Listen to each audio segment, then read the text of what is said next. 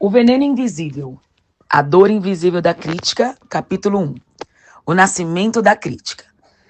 A crítica, ela não vai surgir por um acaso, ela é fruto de uma natureza humana caída, assim como a Bíblia nos ensina. E hoje eu quero trazer para vocês uma explicação do e-book do capítulo 1, que você encontra aqui disponível para você baixar gratuitamente, tá bom? A crítica, ela esteve presente como uma voz acusadora e como uma semente de desconfiança. A crítica começa no Éden, nós temos aí o homem e a mulher vivendo em harmonia e a serpente trazendo uma dúvida para o paraíso. Então, quando existe crítica, talvez não signifique que tem alguma coisa errada. A grande maioria das vezes, o que existe mesmo é um engano. E por isso que esse e-book, eu faço questão de postar aqui para você como que a crítica nasce. Então, eu deixei um versículo de Gênesis 3:1 que diz assim: é assim que Deus disse? Foi essa a pergunta da serpente. E a partir desta pergunta, dessa dúvida, foi colocado em xeque tudo aquilo que estava por vir na vida deles. E eles perderam esse lugar de confiança e de amor. Então, esse questionamento não é um questionamento qualquer, porque às vezes nós temos dúvidas, mas é um questionamento com a intenção de minar a confiança. Então, dentro dessa questão da serpente, eu quero fazer uma perguntinha para você que tem no e-book. Havia falha no Éden? Não, não havia. Mas por causa da dúvida, nunca mais Eva foi a mesma desde aquele ambiente. Então, logo após o pecado, a crítica tomou uma outra forma. E isso vem se arrastando ao longo da jornada. Muito importante também é que a mulher que antes era companheira, agora está fazendo parte de um outro objetivo. Então, a crítica também faz isso.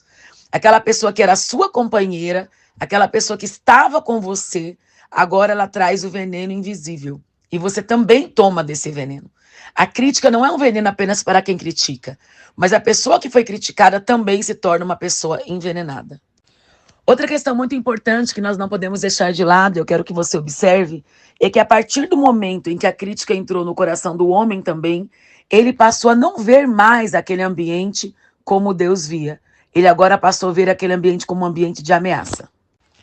Pela ciência, a crítica ela é apresentada com algumas questões muito importantes. A primeira dela que eu fiz questão de colocar é a projeção, que é quando o indivíduo ele projeta no outro aquilo que ele não consegue lidar em si mesmo.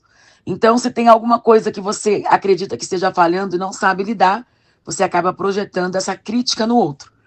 A defesa do ego também é uma forma de trazer esse mecanismo psicológico para se defender. Então, o que acontece? Criticar o outro dá aquela falsa sensação de superioridade. Como eu não quero que ninguém aponte os meus erros, como eu não gosto que ninguém aponte as minhas falhas, eu sou a primeira a apontar. Porque aí eu me torno a pessoa acima, aquela questão da superioridade. Outra coisa importante também é que a crítica nasce como um mecanismo de autoproteção. Então, toda pessoa que está criticando, na verdade, está precisando de ajuda. Obviamente, o senso crítico, ele é importante. Mas se você não tomar cuidado, esse senso crítico pode não ser um senso, mas uma dor que você carrega. Então, a crítica está tentando trazer sobre você uma superioridade devido às suas dores, ou a superioridade dos outros devido às dores que carregam. A crítica tem uma dinâmica clara. Ela surge de uma insegurança interna, ela se expressa como uma acusação ou julgamento, ela gera dor emocional em quem recebe, cria separação entre as pessoas. O que há de bom nisso, então, gente? Vamos fazer uma análise juntos. O que há de bom, então, nisso? Então, a crítica é uma armadilha que começa pequena, mas que vai se tornando um padrão de vida se não for interrompida. O olhar da Bíblia para a crítica, o Senhor ele nos ensina algumas coisas. Não andar ansioso. O Senhor fala, você é indesculpável quando julga os outros. Então, a crítica tem sempre um senso de julgamento. Eu nunca vou criticar aquilo que eu aprovo. Eu estou sempre criticando aquilo que eu não aprovo. Então, isso é extremamente importante nós entendermos que o nosso maior papel não é apontar o outro. Porque muito mais importante do que eu ajustar a vida do outro, do que eu consertar a vida do outro, é eu ter aquela pessoa como minha amiga, como minha aliada. Então, tudo isso é extremamente muito importante. Deus ele é maravilhoso e ele nos ensina princípios que nós devemos levar para a vida. Como vencer, então, essa raiz? Através do autoconhecimento.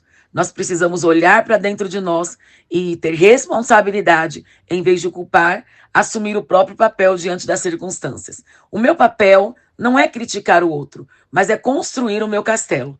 E muitas vezes, dentro da crítica, eu estou sempre olhando fora aquilo que eu preciso ajustar dentro. A comunicação também é algo que precisa ser vista, porque ela não pode ser substituída pela crítica. Então, precisamos buscar um diálogo construtivo. Segundo a psicologia, nós temos que observar alguns processos. O cognitivo, por exemplo, pode trazer para você uma distorção, uma comparação, uma exigência de perfeição e um julgamento precipitado. Outra coisa, o emocional, sentimento de frustração, de inveja, de raiva, que não está tão claramente visto por você. E um comportamento que é a fala crítica, a ironia, a humilhação. Tudo isso mostram dores que nós carregamos. E esse tripé mostra que a crítica é muito mais que uma palavra isolada. É um padrão que começa internamente e se expressa externamente. Por isso eu quero te convidar a você observar se dentro do teu coração tem o nascimento de algum tipo de crítica. E se alguma pessoa que está te criticando gerou em você essa semente.